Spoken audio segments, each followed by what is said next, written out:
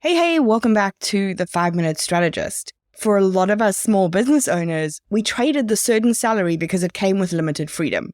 And we opted to jump into this more uncertain payday of ours because it gave us lots of freedom or flexibility. But the question I find myself asking over and over again is, if work-life balance is so important to us, why are we so bad at it? Why is there burnout story after burnout story? We suck at work-life balance because we keep trying to willpower it. And willpower is like a muscle, right? You can only use it so many times before it starts to do that weird shaky thing and then just collapses underneath you. And we use our willpower a lot, not just at work. We use it all the time to make good, healthy decisions, to push us out of bed in the morning, to get to go to the gym, to go and socialize with our friends when we really just want to lie on the couch and watch Netflix.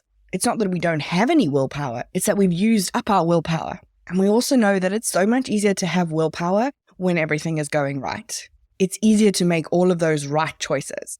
But as soon as you add stress into that equation or overwhelm into that equation, we're far more likely to give in to an impulse, to give ourselves a little treat, to check our email one more time, to make the easiest decision in the moment that isn't necessarily the best decision in the long term. And we also know that willpower is at its absolute weakest in the face of an ingrained habit. So where you've been working 15-hour days, 5 days a week, 6 days a week, 7 days a week, it's really hard to train your brain to go, okay, it's fine for me to stop work now. I don't have to feel guilty about it. I'm allowed to do this thing, even though everything in my body is screaming at me that it's wrong. So all of that is fighting against your willpower. So even though you said you were going to stop work at 5 every day, that 5 somehow became 6, became one last check on the Slack channel before bed, and then that one quick thing that you could solve so you didn't have to do it tomorrow. It's really easy to see no matter how much we want work-life balance, we're not exactly setting ourselves up for success. So what if instead of doing the same thing over and over, and then shaming yourself for getting the same result, you thought about work-life balance not as a personal choice, but as a system or process in your business that you could optimize? Before you skip the episode, don't worry, this is not a 7-step funnel style system, but more an evaluation of how you could get more work-life balance right now. So first of all, I want you to think about what are your absolute non-negotiables. What are the things that you will not compromise on, no matter how busy you get? And these can be personal or professional. For some people, it's gym. For some people, it's family dinners. For some people, it's playing on a sports team. For some people, it's 8 hours of sleep. Whatever those are for you, those are your starting point for setting your boundaries for work-life balance. They act as like an anchor. So no matter what's happening, you're sticking to your core values and your needs are being met. These also show you that you can do work-life balance successfully, right? You need to see these little wins so that you can keep going. And these are the priorities that are going to get you into the practice of saying no. We all know that just because I look free in my calendar doesn't mean I'm available. But it is often easier to say no when you feel like you have a really valid reason. No, it's my partner's birthday dinner is an easier no than no, I want to go lie on the couch and not talk to people. So this helps you get into that practice of saying no. I'm not saying you have to give a reason for your no, but it's easier for you to say no when internally you know you have that reason.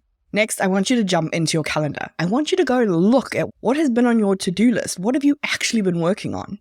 Look at how you're currently spending your time and then look for the areas where you can be more efficient.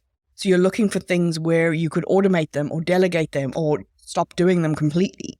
You're looking for where you're the most productive in the day. Are you doing the right type of work in that time? So we want to structure the day with intention, which then makes everything feel more predictable and more manageable. And then that starts to feel like you have more control over your day. And if you have more control over your day, that reminds you that you also control your work-life balance. So now these tasks that we found that you should not be doing, we want to see if we can find someone else to do them. That could be someone on your team, or it could be a contractor, or it could be a new hire who can do them and free up your time. We tend to think in terms of hiring as only so I can make more money. I should delegate so I can do this task which will make more money. I should automate so I can do more work so I can make more money.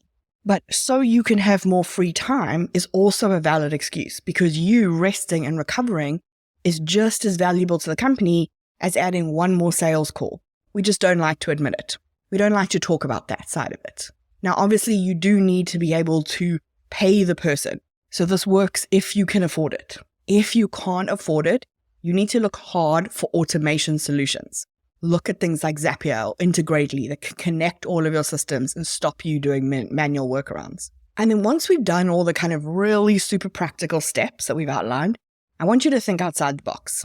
So I'm based in London in the UK, and I work predominantly with Americans. That means that I usually start work after lunch, and I'm often on calls until 8:30 at night. So that means that my relaxation time is actually in the morning before I start work. So I watch Bravo TV with my breakfast instead of my dinner. I meet friends for coffee more often than I meet them for drinks. And I take naps in the morning if I feel like I need it. So my work-life balance probably wouldn't work for you. It looks different for everyone. So you need to find those calendar settings that work for you to start. And then when something new comes your way, you have your filters, aka your system, to evaluate it. Number 1, does it clash with an anchor? Automatic no. Do I need to be the one to do it? If yes, when is the best time of day for me to do it? When can I get to it? Let me put it in my calendar. If no, delegate, automate, say no.